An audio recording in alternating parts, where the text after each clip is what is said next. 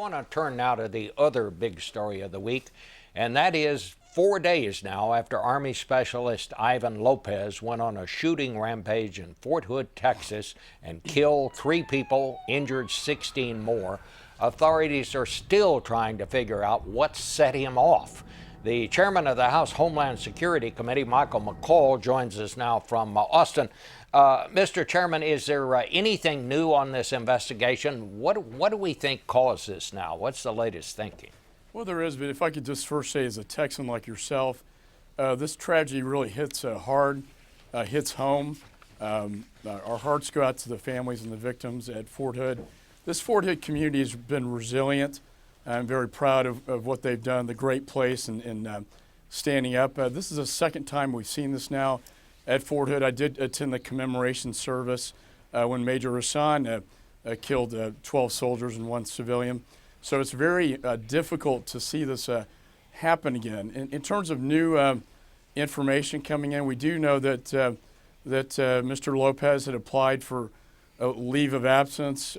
He appeared to be a disgruntled employee, but I think at the end of the day, you're dealing with a mental health illness issue here, not unlike what we saw at the Navy Yard shooting. I'm very disturbed about the uptick in shootings and violence at our military installations across the nation.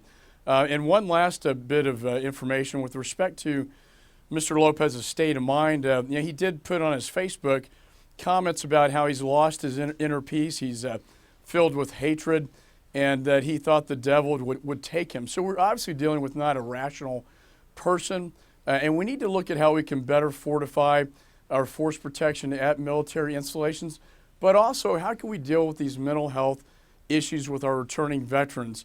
You know, our suicide rate in the military is twice as high as the average population. We do a very good job at fixing broken bodies, but not such a great job at healing broken minds with our returning veterans. You said earlier this week we might have to allow our military people to be armed on these military bases. What exactly are you talking about?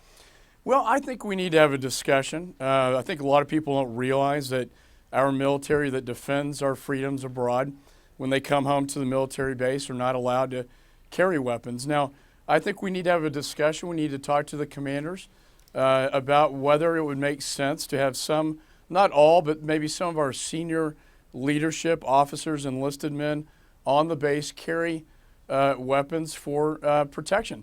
I think ideally what you'd want to have are more military police officers, but in the current budget climate, that's not as realistic. So it seems to me a force multiplier of officers and enlisted men that we can trust, the senior leadership, to have them carry, because it only takes a few minutes to wound and kill a large number of soldiers. Anytime we see soldier on soldier, it's one of the most tragic things we can see.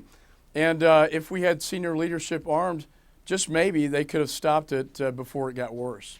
All right. Well, Congressman, we want to thank you for joining us. It's not a happy subject to talk about. Thanks for coming and being with us this morning. You know, for all the thank you.